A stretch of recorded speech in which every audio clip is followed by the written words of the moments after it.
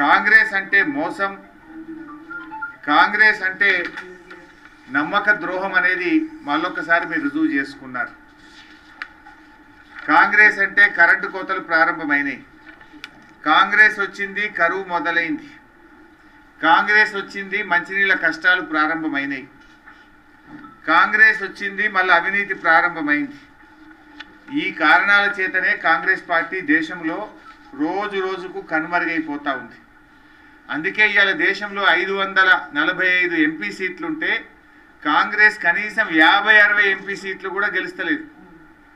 2014లో 2019లో 2 సార్లు కూడా కనీసం దేశంలో ప్రతిపక్ష హోదా కూడా ఈ కాంగ్రెస్ పార్టీకి దక్కలేదు. ఎందుకు దక్కలేదు ప్రతిపక్ష హోదా? మీ పాలన బాగలేదని ప్రజలు మిమ్మల్ని వద్దనుకుంటున్నారు.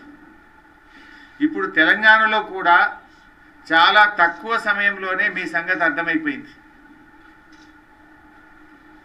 ఈ కాంగ్రెస్ పీడను ఎప్పుడు వదిలించుకోవాలా అని, ఈ పార్లమెంట్ ఎన్నికల్లో బుద్ధి చెప్పాలని ఇవాళ రాష్ట్రంలో అన్ని వర్గాల ప్రజలు కూడా ఎదురు చూస్తున్న పరిస్థితి ఉన్నది.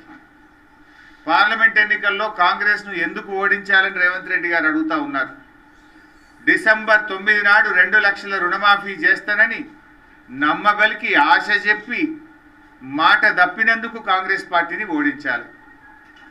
రైతు భరోసా కింద ఎకరానికి 15,000 ఇస్తానని ఎగ్గొట్టినందుకు కాంగ్రెస్ పార్టీని ఓడించాలి.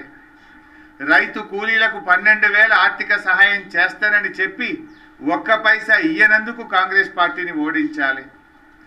రాష్ట్రంలో వడ్లకు, మక్కలకు, అన్ని పంటలకు మేము రాగానే 500 రూపాయల బోనస్ ఇస్తామని చెప్పి కనీసం ఎంఎస్పీకి కూడా వడ్లు కొనక రైతుల ఉసురు పోసుకున్నందుకు ఇవాళ రాష్ట్రంలోని రైతులందరూ కాంగ్రెస్ పార్టీని ఓడించాలనుకుంటున్నారు. 6 గ్యారంటీల్లో మొదటి హామీ మహాలక్ష్మి పథకం. మహాలక్ష్మి పథకం కింద రాష్ట్రంలోని 1,42,00,000 మంది మహిళలకు 2,500 రూపాయలు ఇస్తానని నమ్మించి మోసం చేసినందుకు మిమ్మల్ని ఓడించాల్సిన అవసరం ఉంది. కళ్యాణ లక్ష్మి పథకం కింద 1,00,000 రూపాయలతో పాటు తులం బంగారం ఇస్తానని మహిళల్ని మోసం చేసినందుకు ఇవాళ మిమ్మల్ని ఓడించాల్సిన అవసరం ఉంది. నిరుద్యోగ భృతి కింద 4,000 రూపాయలు ఇస్తామని ఎన్నికల ముందు ప్రియాంక గాంధీ గారితో చెప్పించి రేవంత్ రెడ్డి గారు చెప్పి మేనిఫెస్టోలో పెట్టి అసెంబ్లీలో మేము మాట ఇయ్యలేదని తప్పించుకుంటున్నందుకు మిమ్మల్ని ఓడించాలి. 2,000 పెన్షన్ను 4,000 రూపాయలకు పెంచుతామని అవ్వా తాతలను, అక్క చెల్లెలను ఊరించి ఓట్లేసుకొని అవ్వా తాతలకు ఎగనామం పెట్టి అక్క చెల్లెలను మోసం చేసినందుకు ఇవాళ కాంగ్రెస్ పార్టీని ఓడించాలి. కరెంటు కోతలు మళ్ళీ తెచ్చి రైతుల మోటార్లు గాలి అప్పుల పాలయ్యేందుకు కారణమైనందుకు కాంగ్రెస్ పార్టీని ఓడించాలి. పంటలెండుతున్నా సాగునీరు ఇవ్వలేక రైతుల ఉసురు పోసుకున్నందుకు, పంటలు ఎండబెట్టినందుకు మిమ్మల్ని ఓడించాలి.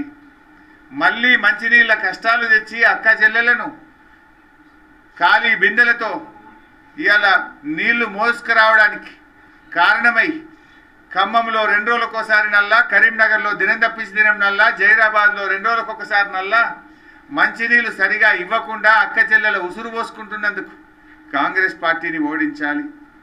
అకాల వర్షాలు పడి వడగళ్ల వానతో పంటలు నష్టపోయిన రైతులను నష్టపరిహారం ఇవ్వకుండా రైతులను నిర్లక్ష్యం చేసినందుకు కాంగ్రెస్ పార్టీని ఓడించాలి.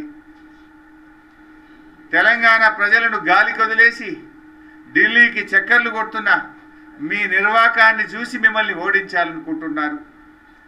ప్రభుత్వ ఉద్యోగులకు అధికారంలోకి రాగానే 3 డిఏలు ఇస్తామని మాట ఇచ్చి మేనిఫెస్టోలో పెట్టి ఉపాధ్యాయ ఉద్యోగులను మోసం చేసినందుకు మిమ్మల్ని ఓడించాలి.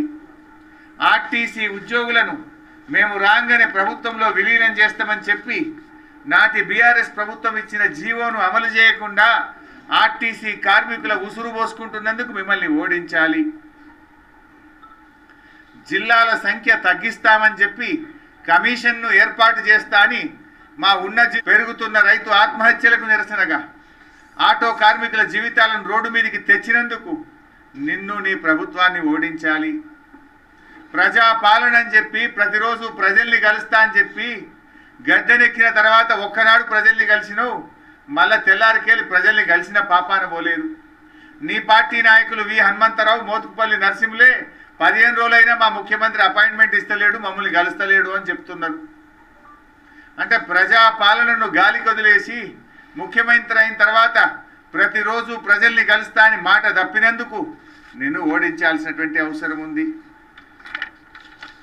మెడల పేగులు వేసుకుంటా, మానవ బాంబులవుతా, లాగుల తొండలిడిస్తా, నీ కనుగుడ్లతో గోటీలాడుతా, బట్టలు ఉడదీసి ఉరికిచ్చి కొడతా, నీ డ్రాయర్ ఉడవిక్తా అని చిల్లర మాటలు మాట్లాడి ముఖ్యమంత్రి పదవి యొక్క స్థాయిని తగ్గించినందుకు, నోటికి వచ్చినట్టు మాట్లాడుతూ ఈ రాష్ట్ర గౌరవాన్ని తగ్గిస్తున్నందుకు నిన్ను ఓడించాలి.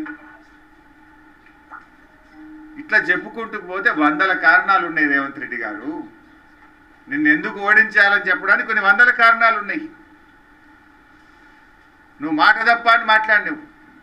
చివరికి బాండ్ పేపర్ యొక్క గౌరవాన్ని తగ్గించినావు. నువ్వు బాండ్ పేపర్ అంటే ప్రజలకు నమ్మకం ఉండే, విశ్వాసం ఉండే. కానీ కాంగ్రెస్ పార్టీ ఎన్నికల మేనిఫెస్టోను బాండ్ పేపర్ల మీద ముద్రించి, ఆ బాండ్ పేపర్లను ఎన్నికల సమయంలో అన్ని పత్రికల్లో ఫ్రంట్ పేజ్ అడ్వర్టైజ్మెంట్లు ఇచ్చి ప్రజలను నమ్మించి ఇవాళ బాండ్ పేపర్ విలువ తీసినావు, పరువు తీసినావు. అందుకోసం నిన్ను ఓడించాలి. ప్రజల నమ్మకాన్ని వమ్ము చేసినావు. రేవంత్ రెడ్డి గారు ఏదో హైటెన్షన్ వైర్ అంటుండు. ఈ పార్లమెంట్ ఎన్నికల్లో హైటెన్షన్ వైర్గా నువ్వు ఇచ్చిన మాటలు, నువ్వు చేస్తున్న చేష్టలు, నీ గ్యారంటీలే భస్మాసుర హస్తమైతే నీ కాంగ్రెస్ పార్టీ పాలిట. ఆ విషయాన్ని గుర్తుపెట్టుకో. ఎందుకంటే మాట్లాడడం ఈజీ, చేతల్లో చూపించాలి. నువ్వు ఒక ముఖ్యమంత్రిగా ఇంకా నువ్వేదో ప్రతిపక్ష హోదాలో మాట్లాడుతున్నట్టు దేవుళ్ళను కూడా రాజకీయాలకు వాడుకుంటున్నావు.